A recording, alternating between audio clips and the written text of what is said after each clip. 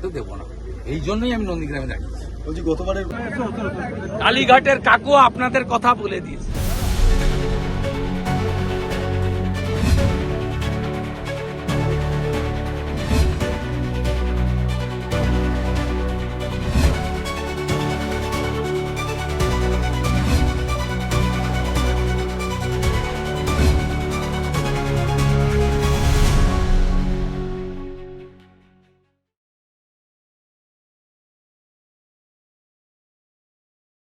একদম বহুদিন পর দেখা হলো। বলছি মুখ্যমন্ত্রী বলছেন যে আমার নমিনেশন বাতিল করার চেষ্টা করেছিল কে? মমতা ব্যানার্জি বলছেন। হ্যাঁ, উনি 4টে কেস আছে, কেসে দেননি। আমি তো অবজেকশন করি, তো ওনাকে হারাবো, নমিনেশন কাটতে যাবো কেন? কিন্তু উনি তো অসত্য তথ্য দিয়েছেন। উনার বিরুদ্ধে 4টে মামলা আছে, শীতলকুচি সহ আসামে 3টে মামলা পেন্ডিং আছে। উনি দেননি। 6 নম্বর কলাম এপিডোপিটে পূরণ করেননি। উনি যে এতদিন নির্বাচনে লড়ছেন, নির্বাচনের আইন কানুন সম্পর্কে উনার বা উনার অ্যাডভাইসারদের কোনো জ্ঞান নেই। আমি তো মনে করি নির্বাচন কমিশন যে মনোজ আগরওয়ালকে উঠতে বসতে গালাগালি করেন, জ্ঞানেশ কুমার বলেন জ্ঞানেশ কুমারকে, তারা দয়া করে আপনার নমিনেশনটা রেখে দিয়েছে। আমাকে আপনি আগে উত্তর দিন তো, যেখানে দাঁড়িয়ে আছেন। আপনি একটা দলের কাউন্সিলর বা পঞ্চায়েত আরেকটা দলের এমএলএ ক্যান্ডিডেট হতে পারেন, এটা বলুন তো।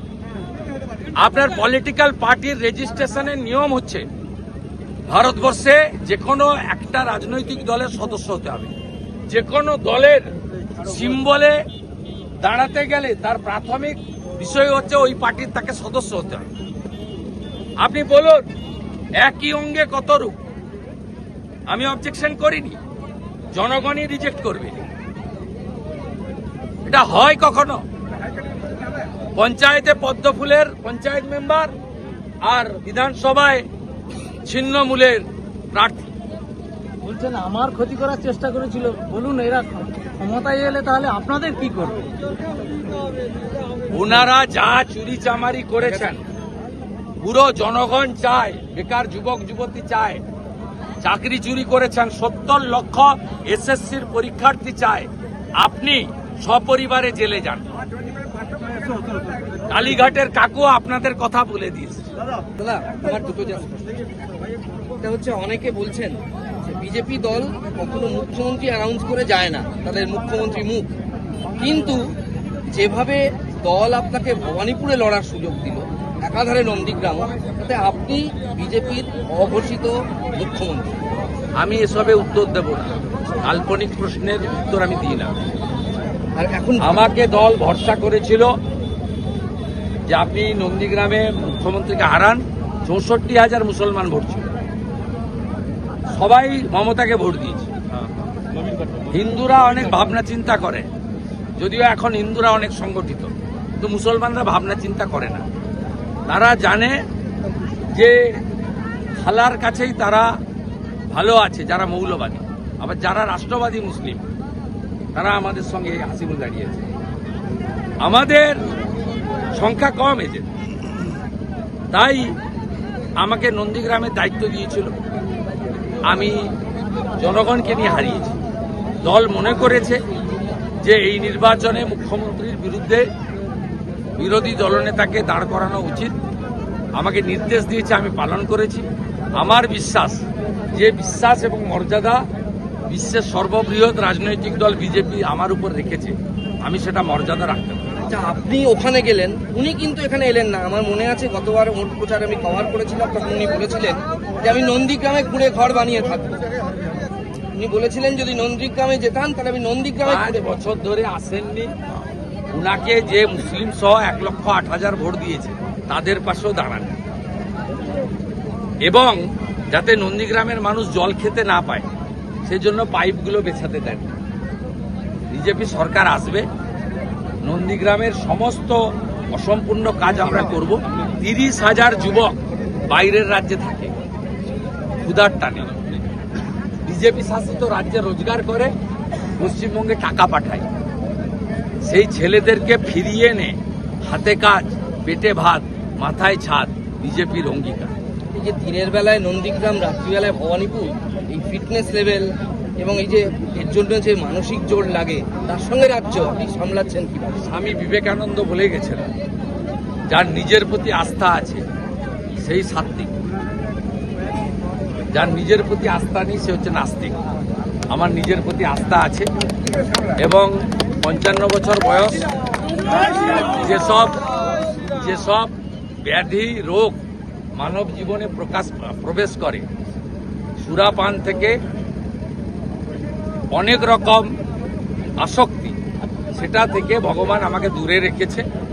এরা আমাকে 2004 থেকে দেখছে, 2004-এও আমাকে যা দেখেছে, হয়তো বয়স বেড়েছে, বয়সের ছাপ পড়েছে। রাজ্য সিকিউরিটি ছিল, এখন কেন্দ্রীয় সিকিউরিটি আছে। এর বাইরে কোনো পরিবর্তন আমার অন্তত হয়নি। গাড়ির কালার একই আছে, গাড়ির ব্র্যান্ড একই আছে, চুলের ছাঁট একই আছে, গোঁফের ছাঁট একই আছে। ঘড়ি ছিল না তা নেই, আংটি কোনোদিন পরিনি এখনো নেই, গলার হার কোনোদিন ছিল না এখনো নেই, সুতির জামা কাপড়ে অভ্যস্ত সেটাই এখন।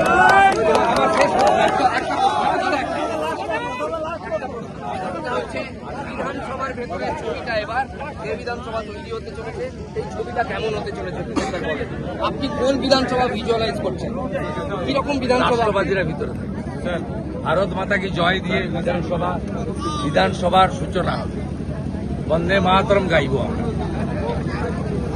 কংগ্রেচুলেশন আপনাকে। আগাম মানে ভবানী নন্দীগ্রাম অনেকে ভাবছে বহু চ্যালেঞ্জ রয়েছে, আপনার কাছে কিরকম মনে হচ্ছে গোটা বিষয়টা? কি চ্যালেঞ্জ? বলছে ভবানীপুর নন্দীগ্রাম মানুষের উপর ভরসা আস্থা রাখতে হয়। যারা সারা বছর ভালো করে পড়াশোনা করে না, তাদের পরীক্ষার সময় পড়তে হয় না।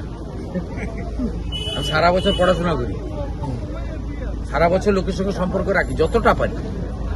তাতে মানুষ আমাকে ছাড়বে কেন? আমার তো পথ সঠিক মানুষ জানে, আর মানুষের সেন্টিমেন্টকে মর্যাদা দিয়ে আমি চলি। একটা বিষয় যে এই যে ঘোষণা করা হয়েছে গতকালকে, আমরা ইস্তেহার পত্র বা যেটাকে সংকল্প পত্র বলা হচ্ছে, সেখানে খুব ইম্পর্টেন্ট ভাবে যদি হিসেব করা যায়, প্রতি পরিবার 20,000 টাকা করে প্যাকেজ পাচ্ছে। এখন যা পাচ্ছে পরিবারগুলো তার ডবল হবে, এটুকু আমি দেখেছি। কারো বাড়িতে যদি দুটো বার্ধক্য ভাতা পেয়ে থাকে, সে 2,000-এর বদলে 4,000 পাবে। কারোর বাড়িতে যদি শিক্ষিত বেকার যুবক যুবতী দুজন থেকে থাকে 3,000 পায়, সে 6,000 পাবে। কারো বাড়িতে যদি কৃষক থেকে থাকে, তিনি এখন মাসে 500 টাকা করে পাচ্ছেন, তিনি মাসে সেটা 750 টাকার বেশি পাবেন। কারোর বাড়িতে যদি আপনার দিদি মা বোন তো আছেই, যদি দুটো বর্তমান স্কিমে তারা পেয়ে থাকেন 3,000 টাকা, তাহলে 1 জুন থেকে সেটা ডবল হবে। সব মিলিয়ে যে বাড়িতে যা পায়, 6,000 পেলে 12,000, 12,000 পেলে 24,000 টাকা পাবে, এটা আমার মনে হয়। মানে এতে তো তার সাথে সাথে কর্মসংস্থান, শিল্পায়ন, এবং কেন আপনাদের সাংবাদিক প্রশ্ন করেছিল, অমিত শাহজি পরিষ্কার বলেছেন যে গর্তটা এখানে করে দিয়ে গেছেন, গর্তটা যতক্ষণ না মেরামত হচ্ছে ততক্ষণ সরকারকে সাহায্য দিতেই হবে। আমরা পশ্চিমবঙ্গে মূল লক্ষ্য হচ্ছে শিল্পায়ন, কর্মসংস্থান, সরকারি চাকরির দরজাটা খোলা, ট্রান্সপারেন্ট কর্মসংস্থান, কর্মবিনিয়োগ কেন্দ্রগুলোকে আবার চালু করা, এবং ওএমআর সিটের ভিত্তিতে পরীক্ষা, এবং ওএমআর কার্বন কপি থাকবে। আপনি একটা খাতাতে যা লিখবেন, একটা কপি বাড়িয়ে নিয়ে আসবেন, যাতে 72টাকে 32 করতে না পারে পার্থ চ্যাটার্জি যা করেছে, সেটা যাতে আর কেউ করতে না পারে। পার্থ চ্যাটার্জি বাড়িতে আজ ইডি গিয়েছে, আবার ইডি গিয়েছে পার্থ চট্টোপাধ্যায় বাড়ি। কি নিয়ে গেছিল? মিষ্টি।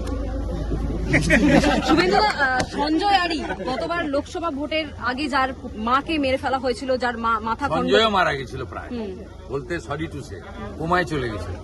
কলকাতার একটা প্রাইভেট হসপিটাল থেকে 16 লক্ষ টাকা ব্যক্তিগতভাবে আমি ব্যয় করে ওকে উদ্ধার করেছি। বলছেন পরিবারও। ভগবান বাঁচিয়েছে, আমি কেউ না, ডাক্তারবাবুরা হচ্ছে স্বয়ং ভগবান, আর আমি 16 লক্ষ টাকা ব্যক্তিগতভাবে ব্যয় করেছি। সঞ্জয় আরি বাড়ি থেকে আজকে ঘুরে এলাম আমরা, তিনি বলছেন, তার পরিবার বলছে, বোন বলছে যে ভোট এলে একটা আতঙ্ক, যারা মেরেছিল আমার ভাইকে আর আমার মাকে, তারা চোখের সামনে ঘোরাফেরা করছে এবং তারা চাইছে যাতে ভোট দিতে যেতে না পারি আমরা। কি বলবেন? আছে তো, এখানে আমার দাঁড়ানোর মূল কারণটা এইটা, এখানকার হিন্দুদের রক্ষা করা। এদেরকে আমি মাছ মাংস ভাত খাইয়ে কাউকে পাকা বড় বড় করে দিয়েছি তা নয়। আমি এখান থেকে হাত তুলিয়ে নিলেই এই মৌলবাদী জেহাদি গোষ্ঠী আবার মোটরসাইকেল নিয়ে নামবে, আবার দেবব্রত মাইতি সতীবেলা আড়ি হবে, আবার রিনা হবে, আবার অপর্ণা হবে, আবার তেরোপাখিয়া বাজারে দোকান লুট হবে। এটা আমি করতে দেবো না, এই জন্যই আমি নন্দীগ্রামে দাঁড়িয়েছি। বলছি গতবারের কথা মনে পড়ছে না, যেটা এতে হয়েছিল মমতা বন্দ্যোপাধ্যায়ের পা?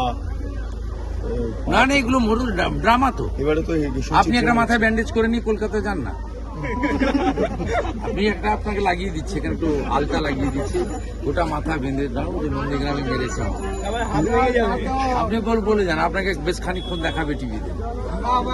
এত বড় ড্রামাবাজ, প্রতিষ্ঠিত মিথ্যাবাদী ভূভারতে কোথাও নেই। উনি কি নিজের ড্রামা নিজেই লেখেন শুভেন্দুদা?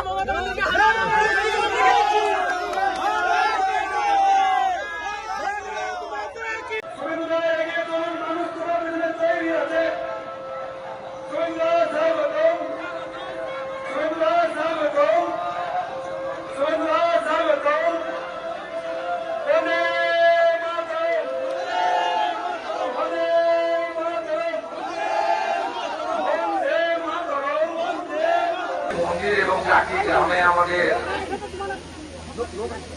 সকলের সঙ্গে মিলিত হওয়ার কথা ছিল, সেই জায়গায় 18 থেকে 20টা জায়গায় আমাদেরকে দাঁড়াতে হয়েছে বা আমাকে দাঁড়াতে হয়েছে। আপনারা কুমার সুন্দর দৃষ্টিতে দেখবেন, এই সময় বাড়িতে আহার এবং বিশ্রামের সময়। আমি সমবেত সমস্ত নেতৃত্বকে, এলাকার মা বোনেদের, বর্ষিয়ার মানুষগণকে, সবাইকে নতমস্তকে শুভেচ্ছা ও অভিনন্দন জানাই। আগামী 23শে এপ্রিল সকাল 7টা থেকে সন্ধ্যে 6টা পর্যন্ত বিধানসভা নির্বাচন। নন্দীগ্রামের গণদেবতা জনতা জনার্দন, রাষ্ট্রবাদী মানুষ, সনাতনী মানুষ, আপনাদের সকলের কাছে আমার বিনম্র আবেদন, পশ্চিমবাংলায় পরিবর্তন আনা দরকার। 26,000 চাকরি চুরি, আরজিকর সহ মা বোনেদের উপর অত্যাচার, নারী সুরক্ষা এবং টাটাকে ফিরিয়ে এনে শিল্পায়ন, কৃষকের অধিকার প্রতিষ্ঠা, এর জন্য আমাদের পরিবর্তন আনতে হবে। মোদীজির নেতৃত্বে একটি রাষ্ট্রবাদী সরকার তৈরি করতে হবে। আমি আপনাদের সকলকে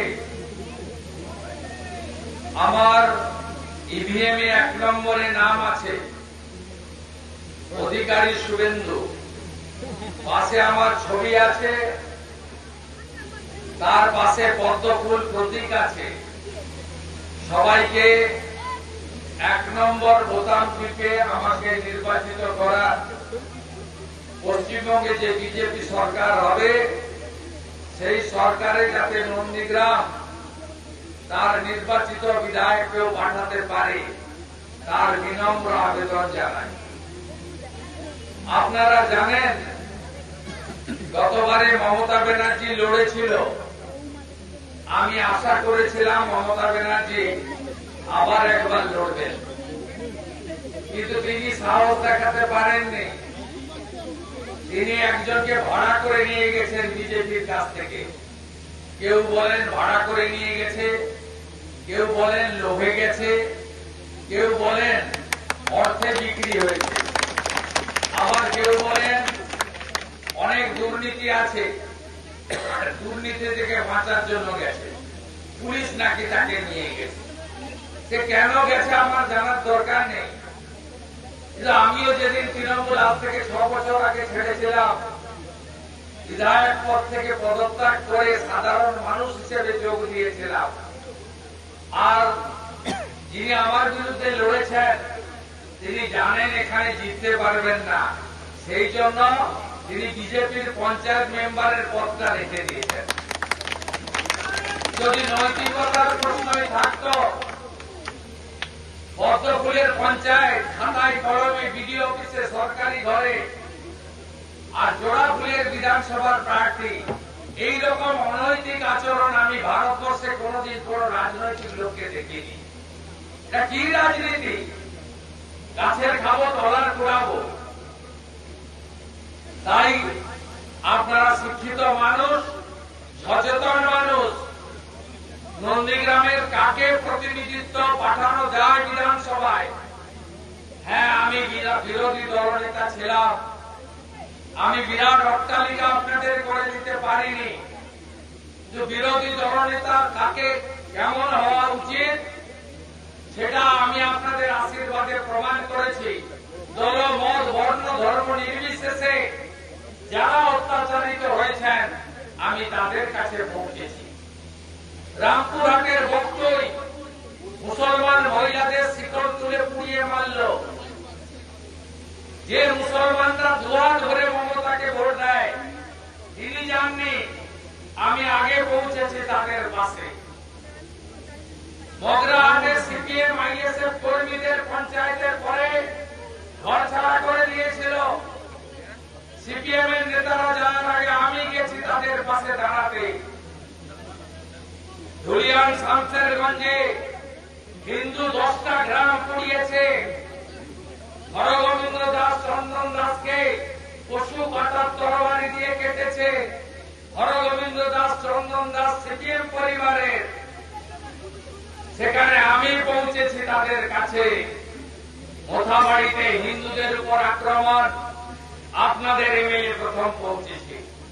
মহেশতলায় তুলসী মঞ্চ ভেঙেছে, আমি পৌঁছেছি। কাকদ্বীপে মা কালীকে পুলিশের প্রিজনভানে তুলেছে, আপনাদের এমএলএ বিরোধী দলনেতা আগে পৌঁছেছে। 26,000 চাকরি চুরি হয়েছে, আমি প্রতিবাদে রাস্তায় নেমেছি। শিক্ষকদের উপর লাঠি চালিয়েছে, আমি শিক্ষকদের সঙ্গে প্রতিবাদে সামিল হয়েছি।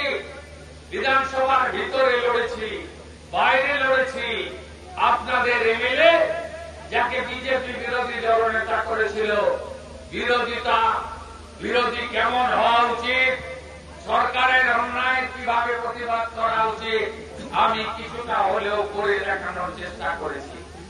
তাই আগামী দিনে ভারতীয় জনতা পার্টি যখন সরকার করতে চলেছে, সেই সময় নন্দীগ্রামের মানুষের দুহাত উজাড় করে আমি সমর্থন চাই।